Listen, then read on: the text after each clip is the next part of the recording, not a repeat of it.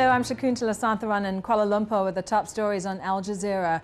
The man nominated to be the next U.S. intelligence chief has warned of possible new North Korean attacks on South Korea. General James Clapper made the comments at his Senate confirmation hearing in Washington.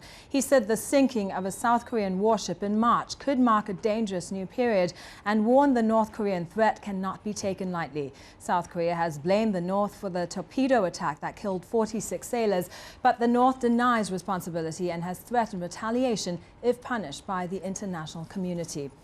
While in a show of support for the South, U.S. Secretary of State Hillary Clinton and U.S. Defense Secretary Robert Gates are in the country for meetings with their South Korean counterparts. And the U.S. and South Korea have announced a major joint naval exercise beginning on Sunday in the Sea of Japan. Delegates at an international conference on Afghanistan's future have endorsed a plan for Afghan forces to take over security in 2014.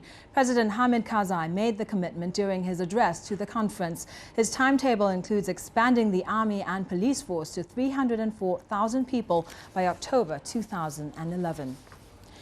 Yemeni officials say clashes between rebels and government allies have killed 33 people in the last 4 days. It's the heaviest fighting since the government and northern rebels signed a ceasefire in February. Local officials say it began when a government-allied tribe ambushed northern rebels.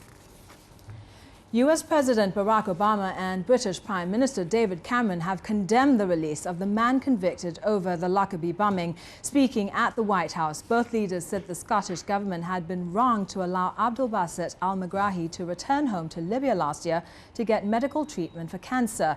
270 people were killed in the 1988 bombing of a Pan Am airliner over Lockerbie in Scotland.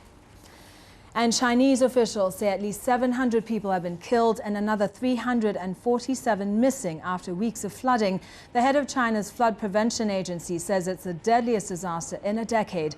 More than 600,000 homes have been destroyed and 10 million people affected. It's also caused tens of billions of dollars in damage. Well, for the latest updates, you can log onto our website. The address is aljazeera.net/English.